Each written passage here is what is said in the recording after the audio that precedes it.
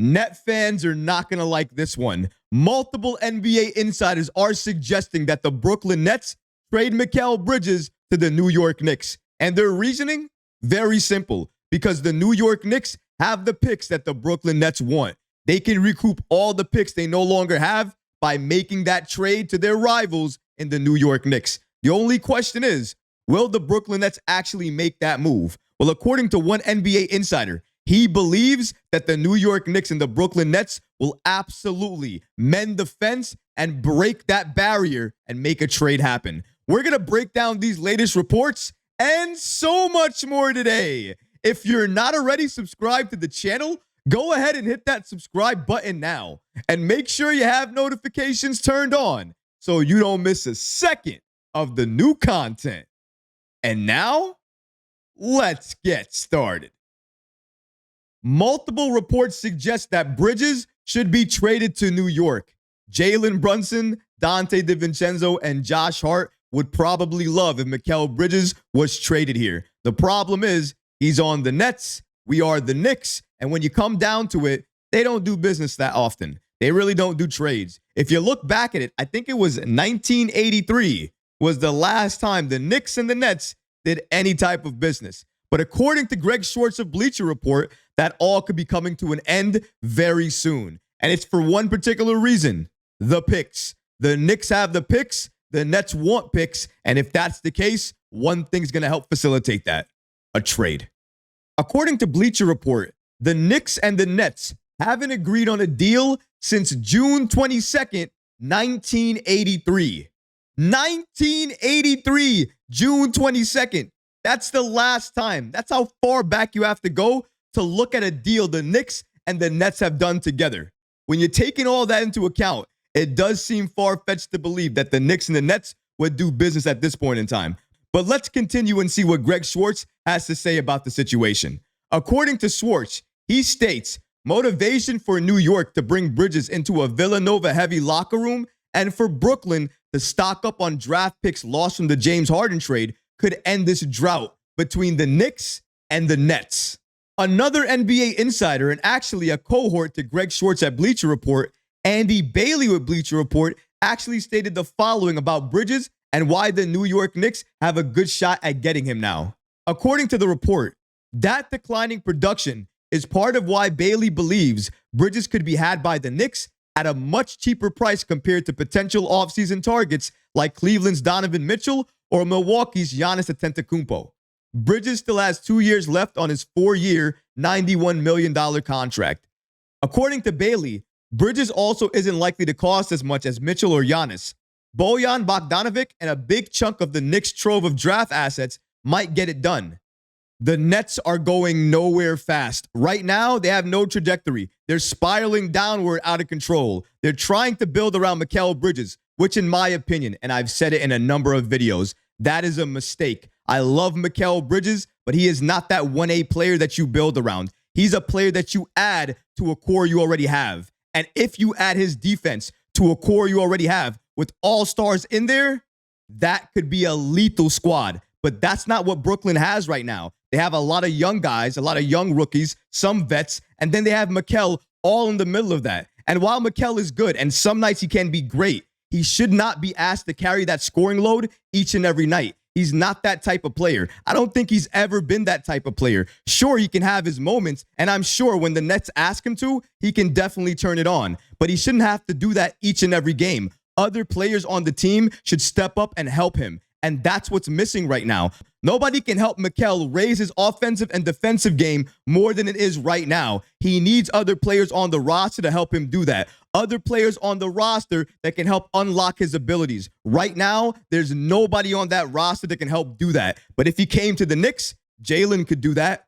Hart could do that. Dante could do that. You want to know why? Because they've done it already. They know how it feels to win together. They already have that chemistry together. And if we see Dante DiVincenzo and how seamlessly he's fit with this Knicks team this year, I think the same thing could happen if Mikal joined this team. Now, honestly, if the Nets are looking for picks, they don't have to look far if they want to find a legitimate team to trade Bridges to, especially if they want to trade Bridges to a team he actually wants to go to. If that's the case, The Knicks check all of the boxes. The Knicks have the assets available to swing a Mikal Bridges trade. And if Mikal truly wants to come to the Knicks and play with his boys, this is another path for him to do so. The Nets win in this case. They get picks back. The Knicks win in this case. They move their championship window even closer now, and potentially they can be in championship contention year after year after year after making a move like Mikal Bridges, somebody who can score when you need to, but gives you high-level defense.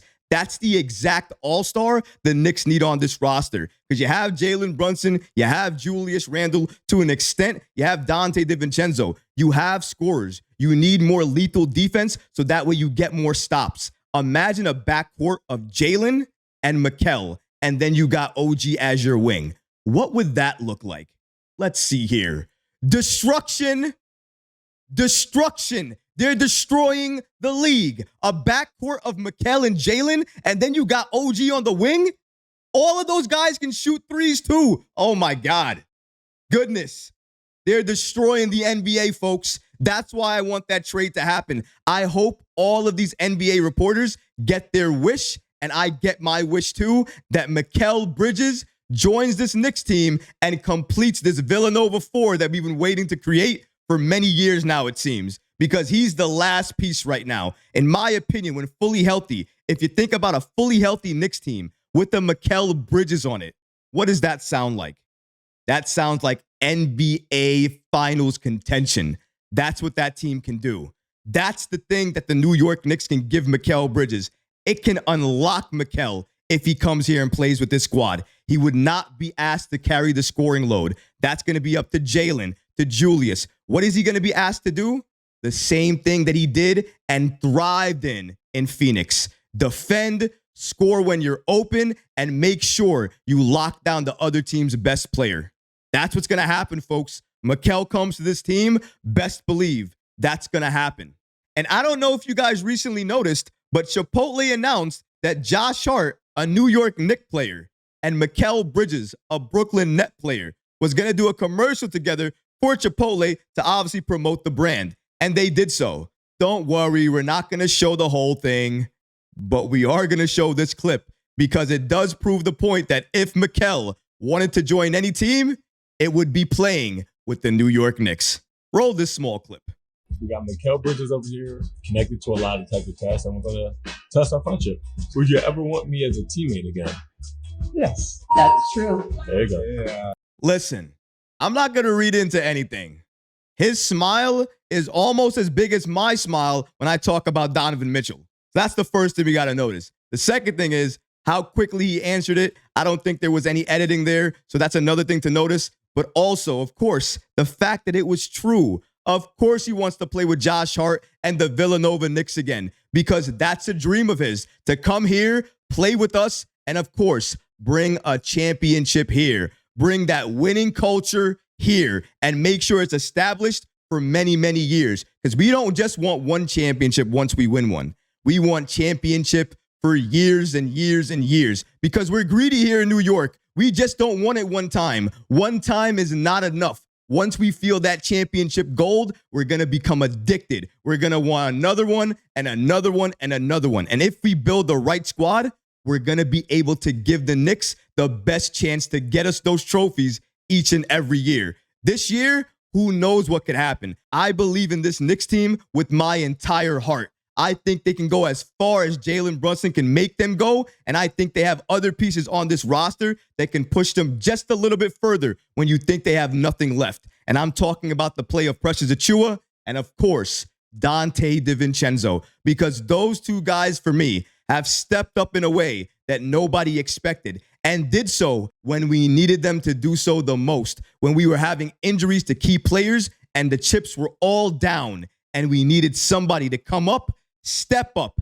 and do something extraordinary. Both of those guys answered the call. Same thing for Isaiah Hartenstein. He answered the bell as soon as he heard his number called, and he knew he had to start once Mitchell Robinson was lost for most of the season. So once all of those things happened, and you saw this squad come together, and you saw how they play for each other, you knew how special they were. They're beating teams that some people say they shouldn't beat. You know how they're doing that? Because they play for each other. They bring that into the postseason.